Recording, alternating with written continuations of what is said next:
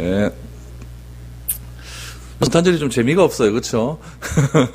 캐럴도 안 나오고 옛날 같은 그런 낭만은 좀 사라진 것 같습니다. 그래도 요즘 우리 신학계에 이렇게 보면은 12월 25일이 진짜 예수님이 탄생하신 날인가에 대한 논쟁이 굉장히 많아요. 그래서 어떤 쪽에서는 맞다라고 말을 하는 사람도 있고, 또 어떤 쪽에서는 아니다라고 말을 하는 사람도 있고, 우리가 흔히 알기를 이 성탄이라고 하는 게 태양신에게 경배하는 날이다라고 말을 하는 경우도 있는데, 또 한쪽 편에서는, 또 복음주의 진영에서는 그게 아니다. 실제로 예수님의 탄생을 기념하기 위해서 나온 날이 맞다라고 이렇게 논쟁거리가 좀 많이 되어 있습니다. 내년에는 이런 논쟁을 제가 정리해서 한번 말씀을 한번 드리도록 하겠습니다. 아직까지는 논쟁이 너무 많이 되어서 여러분들에게 무엇이라고 답할 수 있는 그런 시간은 아닌 것 같습니다. 오늘은 우리 메시아에 대한 결론적인 말씀을 여러분들에게 드리려고 합니다. 우리 구약에서 예언한 우리 메시아 사상에 대한 배경과 의미를 우리가 계속해서 살펴보지 않았습니까? 우리 이사야 선지자가 예언한 메시아, 전쟁이 없는 평화의 나라를 선포하면서 참된 소망을 주시고 악을 제거하고 외모로 판단받는 것이 아니라 억울함을 제거하는 진정한 메시아의 나라, 그 나라를 이사야 선지자를 통하여서 그렇게 선포가 되었습니다. 예레미야 선지자는 미래의 소망을 주는 메시아가 이 땅에 올 것이다 라고 말씀하지 않았습니까? 그래서 그 미래의 소망을 주는 메시아는 이스라엘의 목자로 오실 것이다 라고 예언을 했습니다. 오늘 우리는 이사야 선지자가 예언한 또 하나의 메시아의 예언을 살펴보려고 합니다. 이 예언은 예수님께서 구약시대 때 이렇게 다양한 성격을 가지고 메시아로 예언이 되었는데, 그 예언이 이 신약시대에 어떻게 성취가 되었는가에 대한 결론적인 말씀입니다. 그래서 이사야 선지자가 예언한 대로 메시아가 오셔서 그 예언이 이렇게 성취되었다라고 하는 것을 마태의 저자인 이 마태는 우리에게 알려주고 있습니다. 오늘 우리가 읽은 이 말씀을 통하여서 우리 예수님의 그 메시아적인 그런 성취에 대한 놀라운 소식을 여러분들과 한번 나누었으면 좋겠습니다. 오늘 우리가 읽은 본문 말씀을 통해서 우리가 알 수 있는 첫 번째 사실은 무엇이냐면, 세례 요한이 체포되었고 예수님은 갈릴리로 물러가셨다라고 하는 그 배경 속에서 오늘 본문 말씀이 시작이 됩니다. 우리 12절 13절 말씀을 한번 보시기를 바랍니다. 예수께서 요한이 잡혔음을 들으시고 갈릴리로 물러가셨다가 나사렛을 떠나 스불론과 납달리 지경 해변에 있는 가버나움에 가서 사시니라고 말합니다. 세례 요한이 로마 당국에 체포가 되었어요. 세례 요한이 잡힌 이유는 무엇이냐면은 사람들을 선동해서 잘못된 예수 운동을 일으킨다라고 하는 그런 죄목으로 로마 당국에 체포가 되었습니다. 이것은 어떻게 보면 정치적인 의미로서는 그렇게 말할 수가 있지만은 우리 메시아적 관점에서 본다면 어떻게 예언할 수가 있냐면은 세례 요한의 이제 자신의 시대는 끝이 나고 새로운 시대가 올 것인데, 그 새로운 시대를 이끌어갈 분이 과연 누구인가를 선포하다가 잡혔다라고 이렇게 볼 수가 있는 겁니다. 구약에서 예언된 예수께서 메시아로 오실 것이고, 오셨다라고 하는 것은 이제 준비와 예언의 시대가 마무리되었다라고 하는 그런 것을 우리에게 알려주고 있는 것이겠죠. 그래서 본격적으로 하나님의 아들이신 메시아가 이 땅에 오셔서 메시아로서의 사역을 시작하셨다라고 하는 것이 무엇이냐면은, 세례 요한은 잡혔고 예수님은 가버나움에서 시작하셨다, 사셨다, 이렇게 선언할 수가 있는 겁니다. 이제 세례 요한의 시대는 가시고 이제 구약에서 예언된 참된 메시아의 시대가 이제 도래하였다. 그때가 언제입니까? 세례 요한이 잡혔을 때라고 마태는 이야기를 하고 있는 것이죠. 세례 요한이 잡혔습니다. 세례 요한이 잡히자 세례 요한의 주된 활동 지역은 어디였을까요? 요단강이었죠. 이스라엘 남부 지역에 있는 요단강에서 주로 활동을 했습니다. 세례 요한이 잡히자 예수님은 갈릴리 나사렛으로 잠시 물러나셨다가 우리 갈릴리 북동쪽에 위치한 가버나움으로 활동 무대를 옮깁니다. 추보 우리 딱 펴보시면 지도가 하나 있거든요. 거기 보시면 가버나움이 우리 갈릴리 바다 북쪽에 위치해 있다라는 것을 알 수가 있는 것이죠. 세례 요한은 이 당시에 헤롯 안티파스에게 잡혀서 감옥에 갇힙니다. 그리고 세례 요한은 목이 베어 순교를 당하게 되죠. 그런데 본문에서는 그런 관심은 별로 없습니다. 세례 요한이 왜 순교를 당했고 세례 요한이 어떻게 죽었고 이런 것에 대한 관심은 전혀 없죠. 무엇에 대한 관심이 있습니까? 예수님의 시대가 도래했다. 여기에 지금 포커스를 맞추고 마태는 그렇게 복음서를 시작하고 있는 것이죠. 마태는 예수님의 첫 번째 사역지인 갈릴리 지역을 이야기하고 있습니다. 갈릴리 지역 가버나움에서 사시니, 이제 예수님의 첫 번째 사역지가 갈릴리 지역 가버나움을 중심으로 시작된다라는 것을 말하고 있는데, 이것이 그냥 이루어진 사건이 아니라 이사야 선지자가 예언된 그 예언의 성취임을 강조하고 있습니다. 우리 이사야 9장 1절 2절 말씀에 보시면 이렇게 나와 있어요. 전에 고통받던 자들에게는 흑암이 없으리로다. 옛적에는 여호와께서 스불론 땅과 납달리 땅이 멸시를 당하게 하셨더니 후에는 해변길과 요단 저쪽 이방의 갈릴리를 영화롭게 하셨느니라. 흑암에 해가던 백성이 큰 빛을 보고 사망의 그늘진 땅에 거주하던 자에게 빛이 비치도다 라고 그렇게 이사야 선지자의 말씀을 그렇게 인용하고 있습니다. 이사야는 지금 무엇이라고 이야기하는가 자세히 보시죠. 전에 고통받던 자들에게 라고 말합니다. 그 전에 고통받던 자들이 어떤 자들이었습니까? 흑암에 있던 자들이었다라는 거죠. 어둠에 있던 사람들이었다. 그 어둠에 있던 사람들은 어느 지역 사람들이었냐? 옛적에 예수님께 하나님께서 말씀하셨는데 스불론 땅과 납달리 땅이 멸시받는 지역이었다. 그리고 후에는 해변길, 우리 지중해 연안입니다. 해변길과 요단 저쪽 이방 갈릴리, 이거는 오늘 지도에 나온 이 갈릴리 지역을 이야기하는 것이죠. 이 갈릴리 지역을 어떻게 하셨다? 영화롭게 하셨다라는 이야기죠. 그러니까 이사야 선지자는 예언하는 거예요. 지금 흑암에 있던 지역이 있었는데 그 지역이 어떻게 되었다? 영화롭게 되었다라는 것을 강조하고 있는 것이죠. 그럼 어떻게 영화롭게 되었느냐? 2절에 보니까 큰 빛을 보았다는 거예요. 큰 빛을 보고 사망의 그 어두운 그늘진 자 그 땅 가운데 무엇이 비쳤다? 빛이 비춤으로 그들이 어떻게 되었냐면 영화롭게 되었다라는 것을 지금 이사야 선지자는 예언을 하고 있는 것이죠. 특별히 영화롭게 되다라고 하는 말이 미래 시제예요. 그러니까 이사야 선지자가 말하던 그때는 아니라는 이야기예요. 언제인지는 알 수가 없지만 그 갈릴리 땅, 흑암의 땅이 있었던 스불론과 납달리 땅, 그 땅 가운데 무엇이 비친다? 큰 빛이 비치게 되면은 그 땅이 흑암에 있던 땅이 영화롭게 되고 흑암 속에 있던 그 지역이 빛으로 환하게 될 것이다. 그러나 그때는 언제인지는 잘 모르겠다. 그러니까 미래에 그런 일들이 일어나게 될 것이다 라고 이사야 선지자가 예언을 하였다라는 이야기죠. 오늘 마태는 이 이사야 선지자의 예언을 그대로 가지고 옵니다. 그대로 가지고 와서 그 빛이 누구냐? 바로 예수 그리스도라는 것을 예언한 거죠. 그 예수님이 어떤 때에 등장을 하셨느냐? 이사야 선지자 때에는 언젠지를 몰랐어요. 그냥 미래 시제로 큰 빛이 비추어질 것이다 라고 말을 했지만은 이 세례 요한은 어떻게 얘기하냐? 그때가 언제냐? 세례 요한의 시대가 물러가고 이제 이사야가 예언했던 그 메시아가 이 땅에 오셨다는 거죠. 그 예시아가 오셔서 어디로 가셨다? 갈릴리로 가셨다. 그것을 가리켜서 이 마태는 이사야 선지자의 말씀에 예언의 성취다라는 것을 강조하고 있는 것이죠. 그럼 여러분 오늘 본문의 땅에서 이 갈릴리 지역에 대해서 무엇이라고 이야기하냐면 이방의 땅이다. 또한 흑암과 사망의 땅이었다. 또한 그늘진 땅이었다. 절망의 땅이었다라고 소개를 하고 있습니다. 여러분, 제가 여러분들이 사는 그 동네를 가지고 흑암의 땅이다. 그 동네는 못 사는 동네다. 뭐 그런 동네에서 사노. 이러면 기분 좋겠습니까? 안 좋겠습니까? 이건 억수로 안 좋은 일이거든요. 그런데 마태는 오늘 복음서를 시작하자마자 갈릴리 지역을 향하여서 뭐라고 이야기하냐. 특별히 그 갈릴리 지역에 예수님이 가셨음에도 불구하고 그 땅을 굉장히 부정적으로 이야기하는 것을 볼 수 있게 되는 것이죠. 오늘 이 갈릴리 지역을 이야기할 때에 우리가 이스라엘 지형을 조금 알 필요가 있습니다. 이스라엘 갈릴리 지역의 역사를 알면은 왜 하나님, 이사야 선지자가 이렇게 이야기했는가, 마태는 왜 그 예언을 예수님의 성취로 받아들이고 있는가를 알 수가 있습니다. 우리 이스라엘 땅은요, 세 부분으로 나뉘어져 있어요. 가장 남쪽은 뭐냐면 유대 지역이라고 해요. 가장 남쪽 유대 지역. 잘 살까요? 못 살까요? 원래 강남은 다 잘 사는 동네입니다.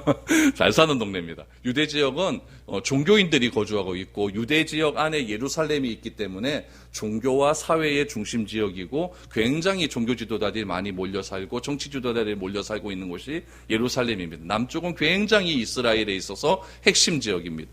중부 지역에는 우리 어떤 지역이 있죠? 잘 알죠? 사마리아 땅이 있죠. 사마리아 땅은 굉장히 저주받은 땅이라고 말하지 않습니까? 아수르가 쳐들어왔었을 때에 아수르 사람들을 사마리아 지역에 막 풀어놓음을 통해서 혈통이 막 뒤섞이게 되었죠. 그래서 이 사마리아 땅은 저주받은 땅이었다라고 이스라엘 사람들은 생각을 합니다.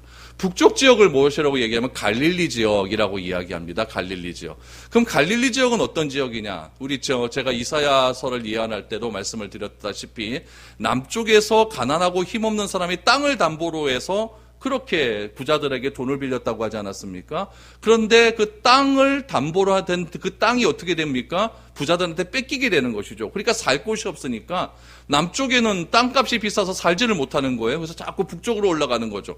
그래서 가장 가난한 사람들이 살고 있는 갈릴리 지역에 몰려 살게 되는 것이죠. 그래서 우리 지도에도 보면은 이 갈릴리 지역에 우리 서편에 보면 디베라, 막달라, 게네사렛, 또 뭐 가버나움, 베세다 이런 지역들이 다 어떤 지역이냐면은 다 보면 뭐 해변가에 있지 않습니까? 그러니까 다 이렇게 어부적인 그런 어촌 지역인 그런 지역에서 다 몰려 살아서 그렇게 고기를 잡으면서 그렇게 살던 지역, 그 지역이 갈릴리 지역이었다라고 말을 합니다. 그런데 예루살렘 유대인들이 문제예요. 예루살렘 유대인들은 갈릴리 지역에 사는 유대인들을 무엇이라고 불렀느냐? 여러분, 갈릴리 지역에 사는 유대인들도 원래 예루살렘에 살던 사람들 아닙니까? 그런데 돈이 없어서 북쪽으로 이주한 것밖에 없어요. 그러니까 똑같이 아브라함의 후손이 맞아요. 맞는데 이 남쪽의 유대인들은 북쪽의 유대인들을 가리켜서 무엇이라고 이야기했냐면은 유대인이라고 부르지 않았어요. 뭐라고 불렀냐면은 갈릴리 사람 이렇게 불렀어요. 갈릴리 사람. 그런데 예수님께서는 이 유대인조차도 자기의 동족이면서도 권력이 없고 경제적인 힘이 낙후되었다는 이유로 유대인이라고 부르지 않고 갈릴리 사람이라고 부르는 그 지역에서 무엇을 하기 시작했다? 복음을 전하기 시작했다. 이것이 중요한 것 아니겠습니까? 여러분, 갈릴리라고 하는 말의 뜻이 무엇이냐면은 둥근 원이라는 뜻이에요. 둥근 원. 우리 지도를 보시니까 조금 이렇게 둥그스름하게 생겼죠. 그렇죠. 둥그스름이고 하프처럼 생겼어요. 하프. 그래서 하프가 히브리 말로 게네사렛 이렇게 얘기하거든요. 그래서 게네사렛 호수 이렇게도 얘기하지 않습니까? 하프의 호수 이렇게도 이야기하는 거예요. 그러니까 이 갈릴리라고 하는 지역이 둥글다, 지역, 주변 이런 뜻이 있거든요. 그러니까 이름 자체가 어떻습니까? 촌구석 이런 뜻이 있는 거예요. 지방 이런 뜻이 있는 것이죠. 그런데 갈릴리 호수 서편에 위치한 갈릴리 지역의 주요 도시, 우리 북쪽에 보면 가버나움이라고 하는 도시도 있고 조금 더 밑으로 가면 나사렛이라고 하는 도시도 있는데 이 갈릴리 지역에서 제일 중심되는 도시가 어떤 도시냐면 가버나움이라고 하는 도시예요. 이 가버나움에서 여러 가지 일들이 일어나지 않습니까? 그렇다면 이 갈릴리 지역에 어떤 일들이 있었을까요? 여호수아 시대 때 가나안 땅을 정복한 후에 갈릴리 지역은 우리 어떻게 나뉘어지게 되냐면은 북쪽에는 납달리 지파가 정복을 하게 됩니다. 북쪽은 납달리 지파가 정복을 하게 되고 남쪽은 이사갈 지파가 정복을 하게 돼요. 그러면 납달리 지파가 북쪽, 남쪽은 이사갈이 이렇게 정복을 해버리니까 요 귀퉁이에 누가 살게 되냐면 스불론 지파가 살게 되는 것이죠. 그러니까 갈릴리를 중심으로 해서 납달리, 스불론, 이사갈이 굉장히 옹기종기 모여서 그렇게 살았던 동네였다라는 것을 알게 되는 것이죠. 솔로몬 시대 때는 어떻게 되었느냐? 우리 열왕기상 9장 11절 말씀을 한번 보실까요? 솔로몬 시대 때는 이렇습니다. 갈릴리 땅의 성읍 20곳을 히람에게 주었으니 이는 두로왕 히람이 솔로몬에게 그 온갖 소원대로 백향목과 잣나무와 금을 제공하였음이라 라고 나와 있어요. 그러니까 솔로몬이 왕궁 지을 때 히람 왕이 백향목 같은 거 막 갖다 주잖아요. 그러니까 너무 고마운 거죠. 그래서 솔로몬이 이 갈릴리 지역의 20성읍을 히람 왕에게 다 줘버립니다. 그때부터 갈릴리 지역이 이방 지역으로 그렇게 점차 이름되기 시작을 한 것이죠. 그러다가 바벨론, 페르시아, 헬라 시대가 되었을 때는 어땠을까요? 우리 열왕기하 15장 29절 말씀을 보십시오. 이스라엘 왕 베가 때에 아수르 왕 디글락빌레셋이 와서 이온과 아벨벳, 마가야와 야노아와 게데스와 하솔과 길르앗과 갈릴리와 납달리 온 땅을 점령하고 그 백성을 사로잡아 아수르로 옮겼더라라고 말합니다. 그러니까 요거는 북이스라엘이 이제 멸망하기 직전이에요. 멸망하기 직전이었는데 그때 아수르 왕이 쳐들어와서 디글락빌레셋이라고 하는 아수르 왕이 쳐들어와서 이 갈릴리와 납달리 지역을 다 정복을 했다는 이야기예요. 다 정복을 하고 그 지역 주민들을 아수르로 포로로 잡아갔다라고 이렇게 열왕기서는 기록을 하고 있습니다.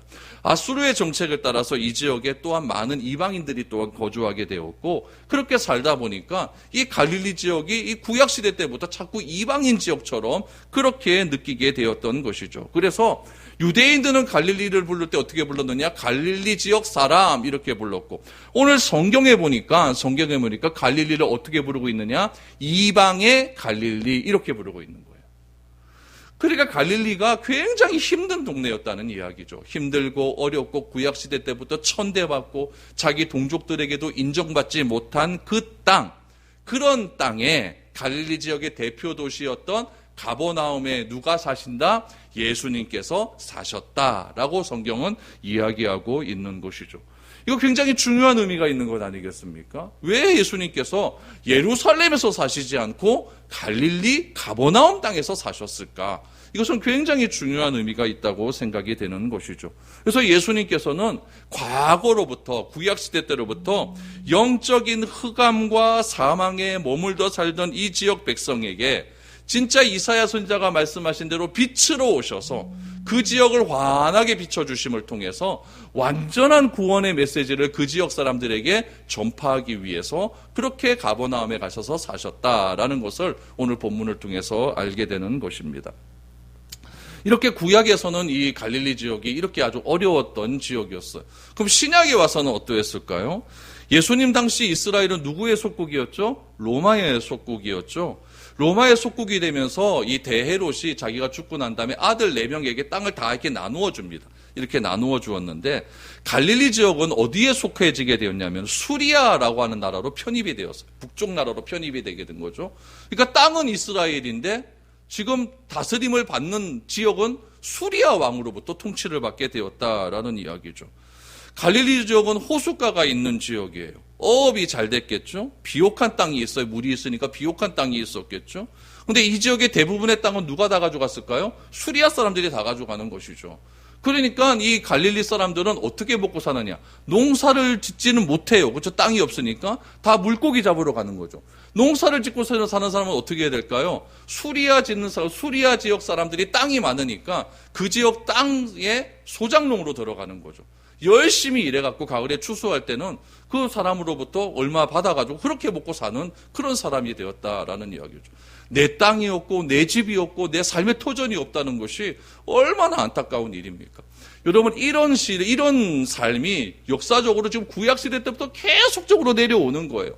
내려오다 보니까 그 지역에 사는 사람들의 마음가짐은 우리는 안 된다라고 하는 생각들이 굉장히 많아질 수밖에 없는 것이죠.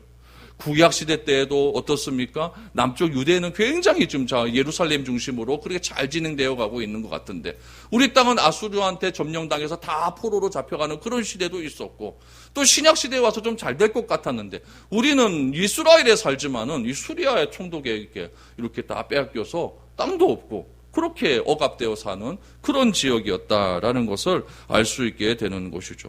여러분 수리아 지역에 살다 보니까 수리아 사람들의 통치를 받다 보니까 어떻게 되겠습니까? 말도 달라요. 말도요. 남쪽 이스라엘에는 히브리어를 썼거든요. 이건 정통 유대인들의 언어겠죠. 이 수리아 지역, 갈릴리 지역 사람들은 어떤 언어를 썼겠습니까? 수리아 사람들의 말을 썼죠. 그 사람들의 말이 무엇이었냐면은 아람어예요. 아람어. 그래서 신약 성경에도 보니까 아람어가 그래서 등장을 하는 거죠. 예수님은 그럼 어떤 언어를 썼을까요? 아람어를 쓰신 거예요. 아람어를 쓰시고 우리 영화 같은데 우리 패션 오브 크라이스트 이런 데 보면은 예수님께서 실제로 아람어를 사용해서 그렇게 연기를 하지 않습니까? 그러니까 예수님은 정통 유대인이었음에도 불구하고 다윗의 자손이었음에도 불구하고 예루살렘에서 사는 것이 아니라 또 갈릴리에서 사셨고 또 예루살렘에서 살았으면은 히브리어를 썼을 텐데 그걸 쓰는 것이 아니라 이방 민족의 언어였던 아람어를 쓰시면서 그들과 함께 사는 그런 삶을 택하셨다. 근데 그 택함이 예수님 스스로의 택함이 아니라 하나님 아버지의 예언대로 이루어진 일이었다라는 것을 누가 지금 밝히고 있는 겁니까? 마태가 밝히고 있는 거예요. 이런 시대적인 상황들을 좀 잘 알면서 우리가 좀 오늘 본문의 말씀을 생각해 보았으면 좋겠어요. 여러분 갈릴리 사람들 참 힘들어요. 이스라엘 남자들은 1년에 3번씩 예루살렘에 내려와야 되죠. 이제 제사 지내러 내려와야 되는데. 여러분 좀 자기가 좀 여유가 있고 좀 그런 사람들은 한 며칠 장사 좀 쉬어도 먹고 사는 데는 아무런 문제가 없어요. 그런데 6월절 이런 절기들은 보통 며칠 합니까? 일주일 하잖아요. 그러면은 그 당시에 KTX가 있습니까? 자동차가 있습니까? 어떻게 내려와야 돼요? 걸어서 와야 돼요. 그럼 오고 가는 거리 일주일이에요. 그럼 며칠을 놀아야 되면 2주일을 놀아야 되거든요. 그러니까 예루살렘 오는 것도 좀 쉽지가 않아요. 쉽지가 않으니까 유대인들은 더 그들을 책망할 수밖에 없는 것이죠. 너들 내가 갈릴리 지역 사람이라고 그렇게 와도 우리도 유대인이다라고 말을 하면서 너들 왜 예배드리러 안 오느냐? 예배드리러 안 오느냐? 그들의 생각은 전혀 하지 않는 것이죠. 그래서 요한복음 1장에 말씀해 보면은 나다나엘은 빌립이 모세가 율법에 기록한 그 메시아가 왔다라고 말을 했더니 나다나엘이 뭐라고 얘기합니까? 나사렛에서 무슨 선한 것이 날 수 있겠느냐. 이런 배경에서 그렇게 얘기가 나올 수밖에 없는 것이죠. 그래서 역사적으로, 경제적으로, 지역적으로 살기 힘들고 또 어려운 그런 지역에 예수님께서 첫 사역지를 정하셨다라는 것이죠. 이런 지역을 마태가 그대로 예사야 선지자의 말씀을 인용을 합니다. 오늘 보면 14절에서 16절 말씀을 다시 한번 보시죠. 오늘 제가 지금 배경에 대한 말씀을 드린 것을 생각하면서 14절 말씀을 다시 한번 보시기 바랍니다.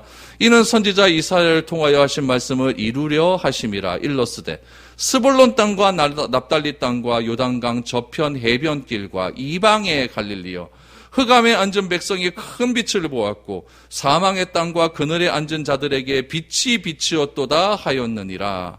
성경은 갈릴리를 이방의 갈릴리, 흑암 가운데 백성들이 절망하고 있고 사망과 그늘에 앉아있는 이 슬픔과 고통의 땅을 예수님의 사역의 중심지로 삼고 빛을 비추었다라고 말을 합니다. 16절에 특별히 빛이 비추었도다라고 말하지 않습니까? 이 빛이라고 하는 단어가 창세기 1장 3절에서 하나님이 말씀하신 그 빛과 똑같은 단어예요. 빛이 있으라, 이 말과 똑같은 단어예요. 그러니까 창세기에서 빛이 있으라라고 했었을 때 그때의 상황도 어떻습니까? 흑암이 깊음 위에 있다라고 말을 하지 않습니까? 흑암이 여러분 어두움이 얼마나 깜깜했으면 흑암이 깊음 위에 있대요. 너무 깜깜하면 보이지가 않잖아요. 그러니까 내가 어디에 서 있는 줄도 몰라요. 그때 하나님께서 빛이 있으라라고 했더니 환해졌다고 말을 하지 않습니까? 그 흑암의 어두움을 이사야 선지자가 그대로 인용하고 있는 거예요. 흑암의 갈릴리요, 흑암의 갈릴리요. 그 흑암의 갈릴리에 무엇이 비추었도다? 빛이 비추었도다. 누가 등장함을 통하여? 메시아가 등장함을 통하여서 빛이 비추게 되었다라고 말을 합니다. 예수님이 그 갈릴리에 오심을 통하여서 빛은 어둠을 물리칩니다. 빛은 흑암을 몰아내고 죽음의 공포를 그래서 완전히 몰아내어서 진정한 자유와 해방을 주신다는 이야기죠. 여러분 이사야가 빛이 비칠 것이다. 과거, 미래라고 얘기했죠. 빛이 비칠 것이다 라고 미래적인 의미로 예언을 했던 그 예언이 언제 이루어집니까? 오늘 마태복음에서 그대로 이루어진다는 것을 우리는 알게 된다는 이야기죠. 그래서 예언은 예수님을 빛이 비춤을 통해서 성취되었고 예수님의 사역이 시작되었다. 그럼 빛이 비춤을 통해서 어떤 사역이 시작되었을까요? 17절 말씀을 보시죠. 이때부터 예수께서 비로소 전파하여 이르시되 회개하라 천국이 가까이 왔느니라 하시더라. 여러분 17절에서 그 빛의 정체를 그 빛의 본질을 예수님은 선포하십니다. 그 빛의 정체가 무엇이었냐면은 회개하라 천국이 가까이 왔느니라 이거예요. 그러니까 회개와 천국이에요. 우리가 어떻게 빛을 받을 수가 있습니까? 회개와 천국입니다. 주님이 나에게 빛을 비추실 때에 내가 주님의 보좌 앞에 엎드려서 진정한 회개를 할 때에 천국은 어떻게 됩니까? 나에게 임하게 되는 거예요. 그거 사건을 가리켜서 무엇이라고 이야기하느냐? 빛이 비추인 사건이다라고 마태는 이야기하고 있는 것이죠. 그러면 예수님이 이 땅에 오심으로 진짜 구약에 예언되었던 그 하나님 나라가 진짜 이루어지기를 시작하는 것입니다. 사랑과 평화, 공평과 정의가 시행되고 그것으로 통치되는 하나님 나라가 어디에서부터 시작이 됩니까? 갈릴리 땅. 가장 저주받았다고 생각하는 그 갈릴리 땅에서 그렇게 이루어지기를 시작하는 것이죠. 그러므로 예수님께서 선포하시는 사랑과 평화, 공평과 정의가 넘치는 하나님 나라가 지금 실현이 되었다. 이 과거 구약에 예언되었던 그 예언이 이렇게 성취가 되었다라는 것을 이야기하고 있는 겁니다. 갈릴리는 비록 당시 중심이었던 예루살렘이 볼 때는 촌구석이었어요. 변방이었고 이방에게 빼앗긴 버려진 땅이었지만 예수님을 어떻게 불렀습니까? 나사렛 예수라고 부르지 않습니까?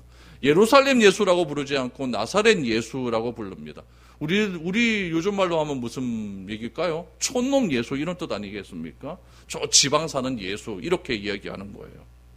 그러나 예수님께서는 촌놈이라고 하는 그런 말을 들으시면서도 계속적으로 예수님께서 주된 사역지는 어디였느냐? 갈릴리 지방이었어요. 예수님께서 예루살렘으로 오실 때는 언제 오셨냐면은 명절 때만 오셨습니다. 무슨 수전절, 유월절, 이런 초막절, 이런 때에 예수님께서 오셔서 예루살렘에 들어가셔서 많은 종교 지도자들을 책망하는 장면이 나오지 않습니까? 그것 외에는 거의 모든 사역의 대부분은 어디에서 있었다? 갈릴리 지역에서 다 있었다라는 이야기예요. 그러므로 여러분, 예수님께서 정치적, 경제적, 종교적 중심지였던 그런 예루살렘이 중요하지 않아서 그런 것이 아니라 예수님의 입장에서는 무엇이 중요했냐면은 누가 억압받고 누가 고통받고 누가 예수님을 진심으로 간절한 마음으로 찾고 있느냐, 여기가 더 중요했던 거예요. 예수님이 이 땅에 왜 오셨습니까? 진정한 종교가 무엇인지를 알려주시기 위해서 오셨어요. 예루살렘에 가셔서 예수님께서 선포하신 메시지는 다 무엇입니까? 종교자들을 향하여서 너 다 독사의 자식들아 라고 이야기하면서 너는 어떤 일을 하느냐? 너는 천국에 들어갈 사람들이 있는데 그 천국에 들어갈 사람 천국 문에 손잡이를 잡고 그 사람들을 들어가지 못하게 하는 그런 아주 나쁜 놈들이라 이렇게 이야기하고 있지 않습니까? 그러니까 그 당시 사람들은 그 자기들의 가지고 있는 종교 시스템이 최고의 하나님이 기뻐하시는 그런 종교 시스템으로 알고 그렇게 자기 나름대로 예루살렘 성전에서 그렇게 종교 생활을 하고 있었는데 하나님의 아들로 오신 메시아는 그 종교가 잘못되었다고 말을 하지 않습니까? 그것은 잘못되었다. 그것이 진정으로 종교가 아니다. 하나님을 믿는 삶이라는 것은 어떤 삶이냐? 우리 팔복 말씀 속에서 가르쳐주시잖아요. 심령이 가난하고 애통하며 그런 삶이 진정으로 삶이지 사람들에게 보이려고 금식하고 11조하고 종교생활하고 구제하는 거, 그것이 무슨 하나님이 기뻐하시는 삶이겠느냐. 그러면서 그들을 비판하기 시작하는 것이죠. 그런 비판의 종교 지도자들이 자기의 어떤 권위가 흔들리고 자기의 자리가 흔들리다 보니까 예수님을 죽이기로 모의하기 시작하지 않습니까? 그러니까 예수님의 삶은 우리의 모습과 달랐다는 이야기예요. 우리 이사야 선지자가 예언한 대로 우리는 사람의 외모를 보지만은 하나님은 무엇을 보신다? 메시아는 중심을 보신다고 하지 않습니까? 우리는 어디가 좋습니까? 예루살렘이 좋죠. 예루살렘이 좋죠. 다 서울로 가지 않습니까? 다 서울로 가요. 예루살렘이 좋아요. 예루살렘이 화려해 보이고 예루살렘이 위대해 보이지만 예수님의 눈으로 보았을 때는 외모로 보지 않는 예수님의 눈으로 보았을 때는 그 땅은 죄악의 도시고 폐역할 뿐이라는 이야기예요. 돈과 권력과 명예와 만몬으로 똘똘 뭉쳐서 하나님의 형상으로 만든 그 사람을 사람으로 대하지 않고 자기가 권력을 잡는 그 수단으로서 사람을 대하는 그 예루살렘을 예수님께서는 진절머리가 나신 것이죠. 그래서 예루살렘은 좀 있으면 무너질 것이다라고 예언을 하지 않습니까? 예수님께서는 그런 외모적인 그런 예루살렘을 택하지 않고 갈릴리를 선택하신 이유는 무엇입니까? 그 땅의 사람들이 진정으로 회복을 원하기 때문에 그렇다라는 이야기예요. 예수님께서 십자가에서 죽으셨습니다. 3일 만에 부활하신 이후에 자신을 찾아온 여자들에게 이렇게 말씀을 하십니다. 마태복음 28장 10절 말씀을 보시죠. 이에 예수께서 이르시되 무서워하지 말라. 가서 내 형제들에게 갈릴리로 가라 하라. 거기서 나를 보리라 하시니라 라고 말을 합니다. 예수님은 무서움과 두려움에 빠진 여인들에게 무엇이라고 이야기하냐면은 무서워하지 말아라. 내 형제들 누굽니까? 제자들 아닙니까? 그 제자들에게 가서 빨리 갈릴리로 가라. 갈릴리에서 나를 만날 것이다 라고 그렇게 명령을 하셨습니다. 지금 여인들이 예수님의 부활을 목격한 곳은 어디입니까? 예루살렘이에요. 예수님은 예루살렘에서 부활의 기쁜 소식을 말씀하지 않았어요. 갈릴리로 가서 그곳에 가서 나를 볼 것이다 그렇게 말씀을 하신 거예요. 그래서 갈릴리로 하샤라고 하신 것은 예수님의 부탁이 아니라 예수님의 명령인 겁니다. 부활의 기쁨을 받았다면 어디로 가라? 갈릴리로 가라. 갈릴리로 가야. 이제 예수님께서 살아나셨기 때문에 그 이적과 기사를 바탕으로 예루살렘을 장악하고 예루살렘의 돈과 지식과 권력이 많은 사람들을 변화시켜서 세상을 완전히 바꿀 수도 있을 것 같은데, 예수님은 그런 식으로 세상을 바꾸고 그런 식으로 하나님 나라를 그 땅 가운데 나타내기를 원하지 않았다는 이야기예요. 예수님은 다시 어떻게 하십니까? 촌구석으로 들어가십니까? 촌구석으로 들어가셔서 예수님께서는 그곳에서 하나님 나라의 놀라운 은혜를 전파하기 시작하시는 거예요. 예수님의 관심은 만몬에 있지 않았습니까? 예수님의 관심은 권력과 돈에 있지 않았어요. 바로 사람들 자신, 순수하게 자신을 따르고 순수하게 자신을 믿는 그 사람들을 향하여 예수님의 시선은 항상 주목해 있었다는 사실입니다. 11제자가 예수께서 지시한 산에 왔을 때에 예수님은 제자들에게 최후의 명령을 합니다. 우리 마태복음 28장 18절에서 20절 말씀을 한번 보시죠. 예수께서 나와 말씀하여 이르시되 하늘과 땅의 모든 권세를 내게 주셨으니 그러므로 너희는 가서 모든 민족을 제자로 삼아 아버지와 아들과 성령의 이름으로 세례를 베풀고 내가 너희에게 분부한 모든 것을 가르쳐 지키게 하라. 볼지어다 내가 세상 끝날까지 너희와 항상 함께 있으리라 하시니라 라고 말합니다. 예수님께서는 갈릴리에서 예수님의 부활을 다 목격한 제자들에게 다시 한 산으로 모이게 하십니다. 그 산은 어떤 산입니까? 예루살렘 근처에 있던 감람산이었어요. 그 산에서 예수님께서는 하늘로 승천하시면서 최후의 명령을 내리시게 되는 것이죠. 여러분, 갈릴리는 더 이상 흑암과 그늘과 사망과 고통의 땅이 아닙니다. 예수님 갈릴리는 빛이 비치는 땅이었고 하나님 나라가 선포되는 땅이었고 시행되는 땅이었으며 하나님 나라를 위해 주님의 제자들이 파송된 그 땅이었습니다. 그렇다면 구약 시대 때는 갈릴리가 바로 그런 곳이었고 신약 시대 때도 갈릴리가 그런 곳이었다면 여러분들에게 있어서 갈릴리는 과연 어떤 곳입니까? 혹시 우리 집이, 우리 가정이 갈릴리라고 생각되지 않습니까?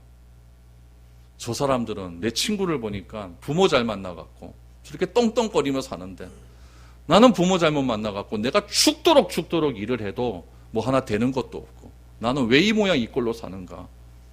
갈릴리 사람들이 이런 생각 안 했을까요? 우리 교회라고 생각하십니까? 우리 교회가 갈릴리라고 생각하지는 않았습니까? 아니면 우리가 사는 지역이 갈릴리라고 생각하지는 않습니까? 나의 삶과 내 자녀들, 우리 교회, 내가 사는 직장과 지역은 더 이상 안 된다고 하는 그런 열등의식, 패배감에 사로잡혀 있지 않습니까? 그런 생각 자체가 다 갈릴리적인 생각입니다. 내가 처한 환경으로 인해서 어려워하고 힘들어하고 괴로워하고 있지는 않습니까? 남들은 참 건강한 것 같은데 나는 왜 이렇게 힘들고 어려울까? 나는 조금만 움직이면 왜 이렇게 아플까? 사는 것이 왜 이렇게 힘들까? 이것이 여러분 갈릴리적인 사고입니다. 이런 모든 생각 자체가 오늘 이사야 선지자가 예언한 것처럼 흑암의 생각이고 어둠의 생각이고 그늘진 생각입니다. 갈릴리 의식이죠. 그러므로 우리가 갈릴리 의식에서 벗어나는 길은 내가 그 지역을 벗어나는 것이 아닙니다. 갈릴리에서 어떻게 그 갈릴리가 하나님 나라의 선포의 장이 되었습니까? 빛이 비치는 순간 갈릴리가, 이방의 갈릴리가 하나님 나라의 중심지가 되었다고 한다면 내가 가지고 있는 갈릴리 의식도 내 삶 가운데 누가 비치면 메시아이신 그리스도의 빛이 비치기만 하면은 나의 모든 어둠과 흑암의 세력은 물러갈 줄 믿습니다. 그것이 진짜 주님이 이 땅에 오신 목적인 것이죠. 뭐 빨간 옷 입고 초록색 옷 입고 뭐 추리를 달고 뭐 기쁘다고 우주 오셨네 노래를 부르고 선물 교환하고 뭐 그런 것들을 통해서 예수님의 기쁨의 탄생을 그렇게 축하하고 뭐 그런 것도 중요하죠. 그러나 그런 것보다 더 중요한 것은 예수님이 나와 같은 삶 가운데 갈릴리 의식으로 사로잡힌 나의 삶 가운데 오셔서 그렇게 천한 곳에 오셔서 과연 나를 위하여 어떤 일을 하셨는가? 이것이 더 중요한 것 아니겠습니까? 예수님은 나의 인생에 빛을 비추신 분이십니다. 그 빛이 비추어짐을 통하여서 모든 것이 갈릴리 의식으로 사로잡힌 그런 나의 인생 가운데 새로운 인생, 변화된 인생, AD와 BC로 나누어질 수 있는 그런 분기점을 우리에게 새롭게 허락하여 주시기 위해서 예수님은 이 땅에 오신 것입니다. 오늘 17절 말씀을 다시 한번 보십시오. 이때부터 예수께서 비로소 전파하여 이르시되 회개하여 천국이 가까이 왔느니라 하시더라. 무엇이 중요합니까? 이때가 중요한 것 아닙니까? 이때는 어떤 때입니까? 하나님의 때가 드디어 시작되었다라는 이야기죠. 성경은 이때로부터 비로소 예수께서 하나님 나라의 말씀을 선포하기 시작했다라고 말을 합니다. 그 선포가 무엇으로 시작합니까? 회개와 천국입니다. 어둠과 비통함에 사로잡힌 곳에서 예수의 빛이 비치게 되니 내가 회개하게 되고 천국이 나에게 임하게 되는 겁니다. 실패했던 갈릴리식에 사로잡혀 있던 베드로에게 예수님께서 나타나셔서 나를 따르라 라고 했었을 때 베드로가 완전히 무너집니다. 주여 나를 떠나소서 나는 죄인입니다. 그러면서 회개의 시간이 일어나게 되고 놀라운 결단의 시간이 일어나서 그의 삶 가운데 진정한 하나님 나라의 놀라운 능력이 나타나기 시작했다는 이야기죠. 여러분 우리도 갈릴리에서 벗어나야 됩니다. 벗어나는 길은 내가 이 지역에 살다가 다른 지역으로 옮겨가는 것이 아니라 장소의 문제가 아니라 우리 믿음의 문제이고 우리의 의식의 문제입니다.